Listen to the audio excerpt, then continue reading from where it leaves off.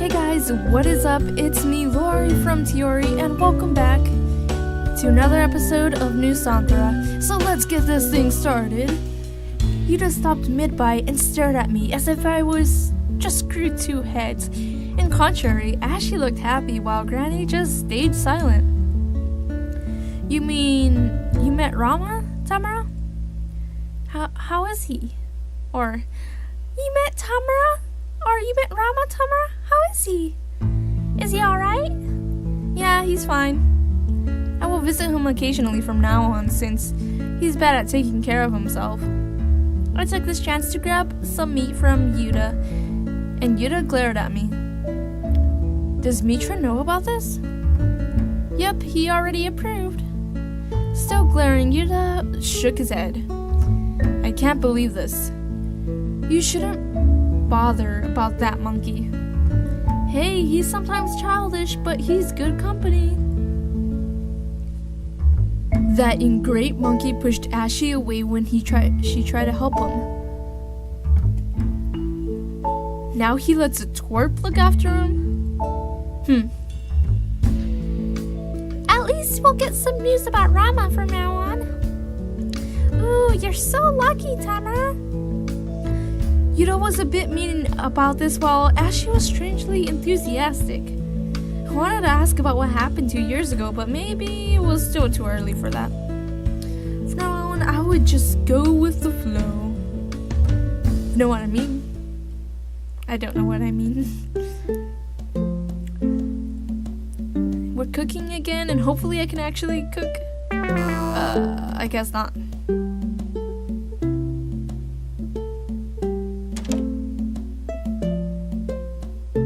Give me a break. Burnt meat 2 weeks ago, burnt stir fry last week, and then burnt fish today? I've had enough of eating burnt dishes since last month. Why does it always have to be me anyways?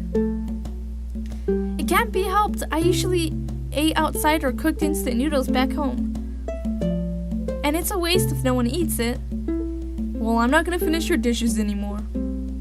I don't know what you mean with this instant no whatever. But if that means you can only cook water, then you're a failure as a woman. Okay, you wanna get this started, Yuta? You sexist bastard.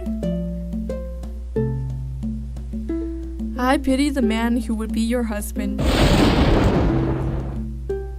Whoa, okay.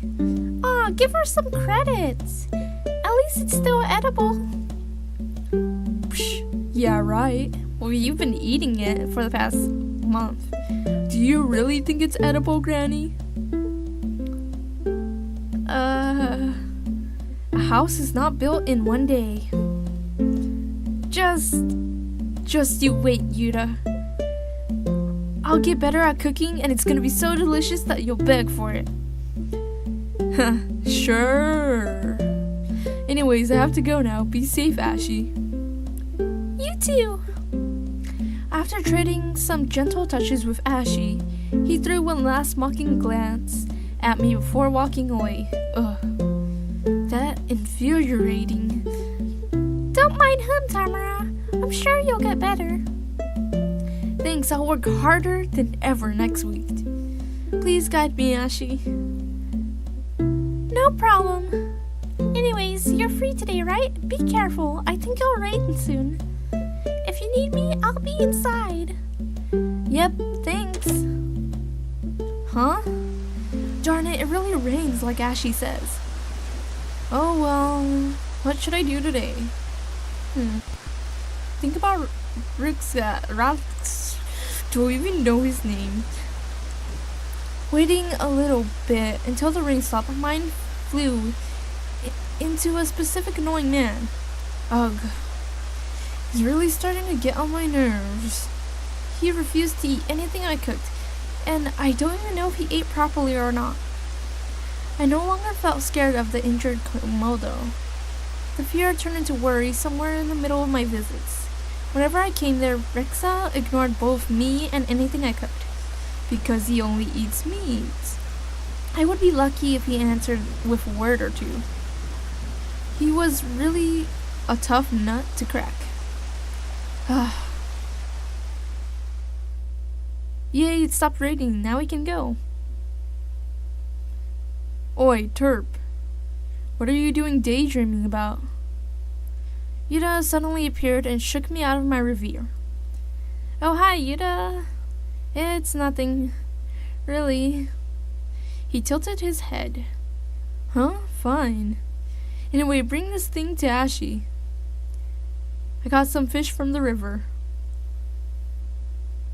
He pushed a basket of big fishes into my hands and walked away. Yuta didn't even bother to mention that the basket was still half wet. Great! Now my top is wet and stinks. Still rude as always. I mothered and shook my head disapprovingly, eyeing that still flopping fishes inside the basket. An idea popped out. Don't even think about it, or gotta steal some fish for Rexa. He needs to eat something. Yuta wouldn't mind if some fish mysteriously disappeared, right?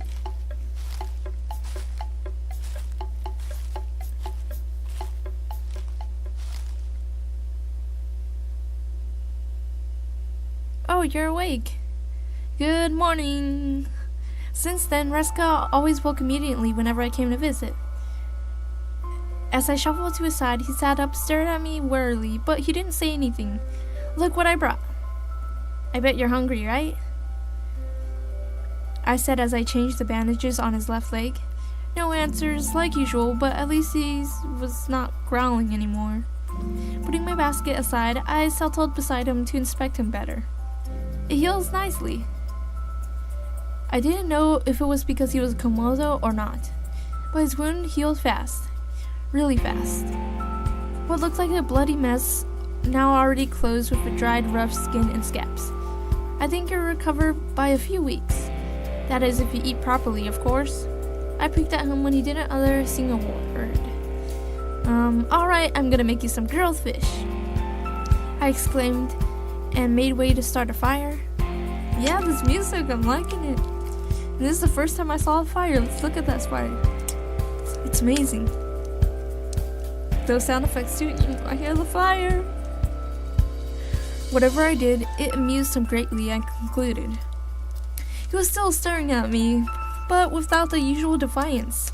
The corner of his mouth twitched, his body relaxed, and dare I say he looked expectant? Ooh, Tamara, you better not burn this fish. I grilled 3 fishes, and I think I did a great job with them, considering the burnt parts were minimal and smelled good. Plucking a grilled fish, I offered it to Rexa. He took it without a word, and I looked at him expectantly. Crunch. Yes, he finally ate something. Smiling happily, I took one of the fish for myself. Crunch. You should have cleaned the scales next time. And the guts. They're bitter. I chewed very slowly, not wanting to spit it out since I hate wasting food. Sorry, I forgot. He started loudly and I blushed. I couldn't believe I made such a mistake. It's not as simple as I thought. I thought we just needed to stab a fish with a stick and grill it over the fire. He continued to eat the fishes though. Warm feeling slowly seeped in my chest as I watched him eat. What? I'm just happy to see you finally eat something, even if it is really bad. He took another bite, ignoring me once more. Are you eating that? The man asked while pointing to my already bitten grilled fish.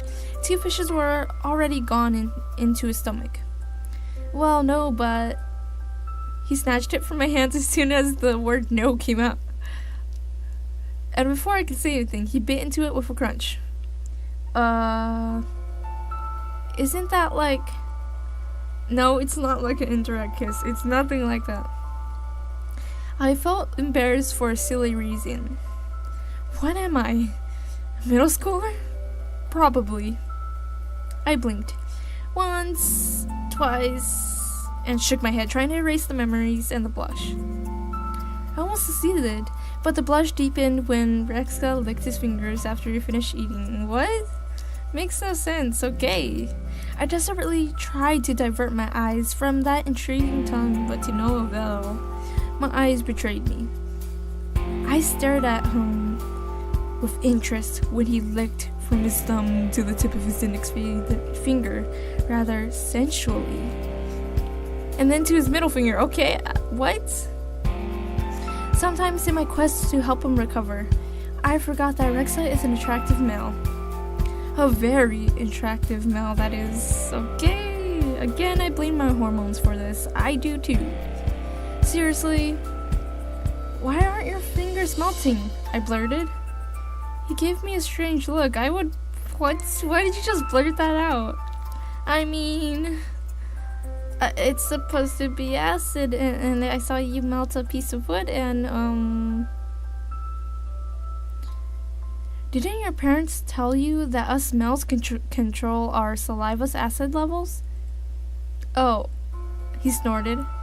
Knowing that my face would probably be red as a tomato by now, I glanced sideways, avoiding further embarrassment, as suddenly finding the waterfall very interesting. I inwardly cursed at myself. In my dazed-off state, I stupidly asked him the first question that popped in my mind. He might get suspicious now that I asked him something that I should have known. I better go now before I embarrass myself further, or worse. Dispose of myself that I'm not a Komodo. So I gotta go now. Have some chores to do. Okay, I'll see you guys soon next time. Okay, let's go. No answer. Instead, he had just a content look on his face, and I sighed in relief. Maybe he was lowering his guard now that his stomach was full, letting that question slip. Patting some dust off of my bottom, I picked up a now empty basket and started walking off. But I soon froze in place when I saw him staring at me. It was not the usual hateful, worried glare, but it was a neutral one. His emerald green eyes shone with curiosity, confusion, and, dare I say, interest? But it didn't last very long. I heard him let out a low growl, and his stare turned into a half-hearted scowl. What is it? I hate porridge and any kind of soup, so... He sounded like he was choking on his own words, and I tilted my head. He stopped when he saw my face. His scowl deepened. Bring me more fish later. A sense of deja vu hit me, and I tried to stifle my laugh. He was also as demanding and dishonest as Yuta. That is true. Was this his version of thank you, or maybe please? I gave him a lopsided smile at his half-hearted glare. Sure, you could teach me how to grill a fish too while you're at it. He grunted and walked back to his bed. At last, he's speaking to me today. Smiling to myself and my accomplishments, I walked back to Lama Village. Someone's in love.